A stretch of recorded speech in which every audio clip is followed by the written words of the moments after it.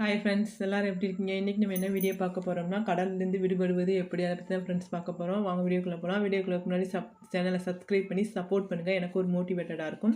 உங்கள் friends and ரிலேட்டிவ்க்குலாம் share பண்ணுங்கள் friends. Okay வாங்க. யாரெல்லாம் மணி அண்ட் கோல் சேவிங்ஸ் பண்ணுறீங்களோ அவங்களாம் லைக் பண்ணிக்கோங்க. நானும் தெரிஞ்சுக்கிறேன் ஃப்ரெண்ட்ஸ். இப்போ வாங்க வீடியோக்குள்ளே போகலாம்.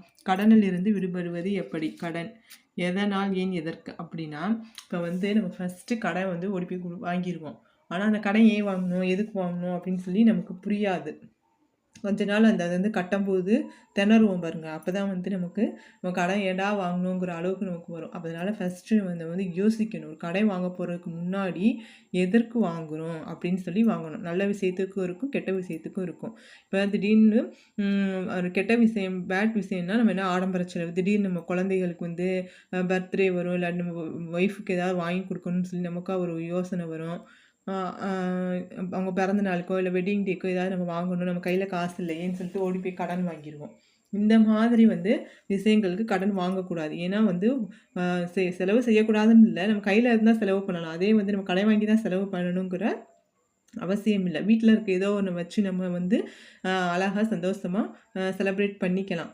அதை விட்டுட்டு கடன் வாங்கி தான் நம்ம வந்து இதெல்லாம் செலிப்ரேஷன் பண்ணணுங்கிற அவசியம் இல்லை. அதனால் நமக்கு வந்து நிறைய தீமைகளும் இருக்குது. அதை பின்னாடி பார்க்கலாம். இந்த மாதிரி விஷயங்களுக்கு நம்ம கடன் வாங்கக்கூடாது. அதை வந்து மைண்டில் வந்து திங்க் பண்ணிக்கணும் ஃப்ரெண்ட்ஸ். இதனாலேயே தான் நிறைய பிரச்சனைகள் வரும். அடுத்து வந்து நல்ல விஷயம்னு பார்த்தா, எமர்ஜென்சி, ஏதோ ஒரு எமர்ஜென்சியாக வந்து இருக்கும்போது வேணால் நம்ம கையில் காசே இல்லைன்னா நம்ம வந்து கடன் வாங்கலாம். எஜுகேஷனும் வந்து நல்ல விஷயம்னு நான் சொல்ல முடியாது. ஏன்னா அதுக்கான அமௌண்ட் நம்மளே முதல் ரெடி பண்ணியிருக்கணும். நம்ம ரெடி பண்ணாதனால தான் நம்ம வந்து கடன் வாங்குகிற நிலைமைக்கு நம்ம போயிட்டோம். அதை இதுவும் குட்னு சொல்ல முடியாது. இருந்தாலும் ஏதோ ஒரு சூழ்நிலைக்கு வந்து நம்ம வாங்க வேண்டிய சூழ்நிலையாக ஆயிடுது. அதனால அடுத்த தடவை இது மாதிரி ஆகாமல் நம்ம பார்த்துக்கணும். இப்போ நம்ம ஒரு வருஷம் வாங்கிட்டோம்னா அடுத்த வருஷமும் அதே பழக்கம் நமக்கு வந்துடும். அதனால் வந்து இதை தவிர்ப்பது நல்லது தான். இருந்தால் ஏதோ ஒரு சூழ்நிலைக்காக நம்ம வாங்குகிறோம்னு சொல்லி வச்சுக்கோங்க.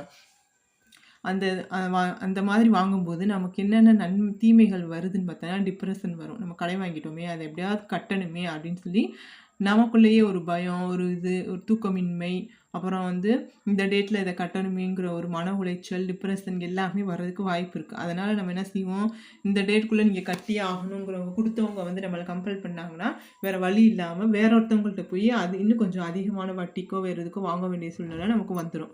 அதான் கடனுக்கு மேல் நம்ம வந்து கடன் வாங்கி அது கொண்டு வந்து வேறு ஒரு பிரச்சனையில் வந்து நம்மளை விட்டுரும் ஃப்ரெண்ட்ஸ். அதனால் எப்பயுமே வந்து எந்த அளவுக்கு நம்ம கடன் வாங்காமல் இருக்கிறோமோ அந்த அளவுக்கு பெஸ்ட்டு. அப்படி வாங்கிட்டோம்னா அது எவ்வளோ சீக்கிரம் கட்ட முடியுமோ அதை வந்து நம்ம அவ்வளோ சீக்கிரம் கட்டுறது தான் நமக்கு வந்து பெஸ்ட்டாக இருக்கும்.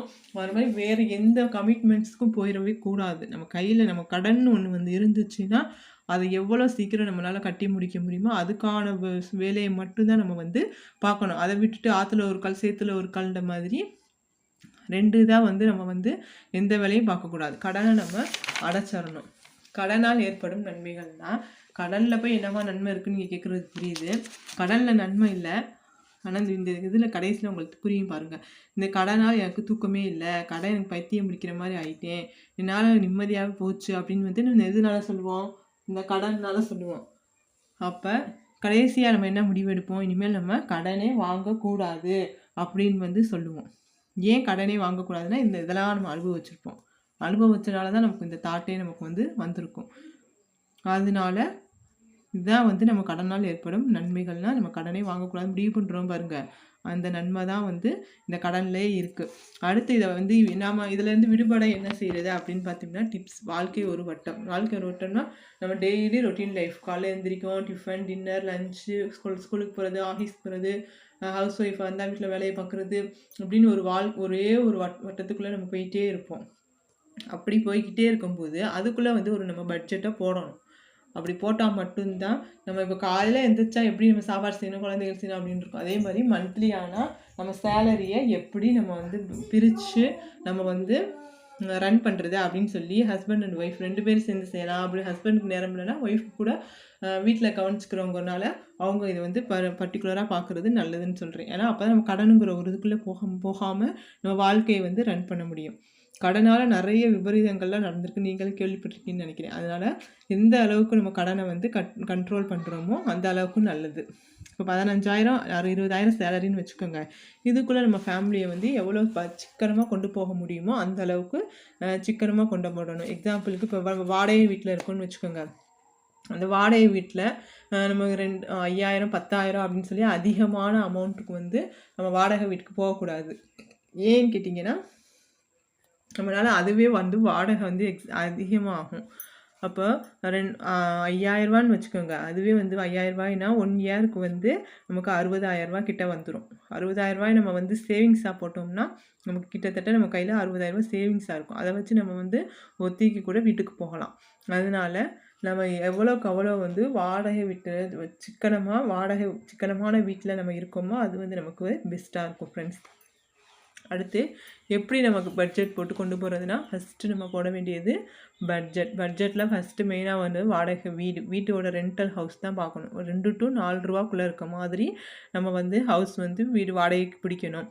இதே வீட்டில் தான் இருக்குன்னு சொல்லலை. நம்மளோட வருமானம் இன்க்ரீஸ் ஆனதுக்கப்புறம் நம்ம ஒத்திக்கோ இல்லை இதை விட அதிகமான வாடகை இது வருமானத்துக்கு தகுந்த மாதிரி நம்ம வீடை பிடிச்சி இருந்துக்கலாம். நெக்ஸ்ட்டு வந்து பட்ஜெட் போடணும். பட்ஜெட் போட்டால் அளவுக்கு மீறி ஆசை இருக்கக்கூடாது. பட்ஜெட்குள்ளே தகுந்த மாதிரி தான் நம்ம வந்து செலவு செய்யணும். அதுக்காக அடுத்தவங்க இது வாங்குறாங்க அது வாங்குறாங்க அப்படி இப்படின்னு சொல்லி நம்ம வந்து அந்த மாதிரி திங்ஸ்லாம் நம்ம வாங்கக்கூடாது. நம்ம வீட்டுக்கு நம்ம குடும்பத்துக்கு எது தேவையோ அதை மட்டும் நம்ம வந்து வாங்கணும். அடுத்து வந்து எஜுகேஷன்னா இப்போ மெயினாக போக வேண்டியது ஸ்கூல் பிள்ளைகளோட தான். இப்போ எவ்வளவோ ஸ்கூல்ஸ் வந்து ப்ரைவேட் ஸ்கூல்ஸ் வந்துருச்சு. யாரும் ப்ரைவேட் ஸ்கூல்னால் அதிகமான அமௌண்ட்டு தான் கேட்குறாங்க. அதுலேயும் கொஞ்சம் கொஞ்சம் கம்மியான அமௌண்ட்லாம் இப்போ 40,000 45,000 போகிற எல்கேஜி யூகேஜிக்கு 20 ரூபா 25 ரூபாக்குள்ளே இருக்கிற மாதிரி ஸ்கூலை வந்து நம்ம பார்த்து சேர்க்குறது நமக்கு பெஸ்ட்டாக இருக்கும். நம்மளோட வருமானத்தை பொறுத்து. அப்போ தான் நம்மளால் வந்து மேனேஜ்மெண்ட் பண்ண முடியும். அடுத்து வந்து கார் பைக் கோல்டு இதெல்லாம் வாங்கக்கூடாதாண்டா, வாங்கலாம். இதுலேருந்து சேவ் பண்ணி வாங்கணும். எதனால நம்ம இப்போ கடனுக்குள்ளே போகணுன்னு கொஞ்சம் நம்ம யோசித்து பார்த்தோம்னா, நம்மளால் சேவிங்ஸ்னு ஒன்று இல்லாதனால தான் நம்ம வந்து இந்த கடனுக்குள்ளேயே நம்ம போகிற மாதிரி ஆயிடுச்சு. அதனால் வீட்டில் ஏதோ ஒரு சேவிங்ஸ், உண்டியல் சேவிங்ஸா இல்லை மந்த்லி வீக்லி சில்ட்ரன் காசு சேவிங்ஸ் ஏதாவது ஒரு சின்ன சேவிங்ஸ் பண்ணி பாருங்கள்.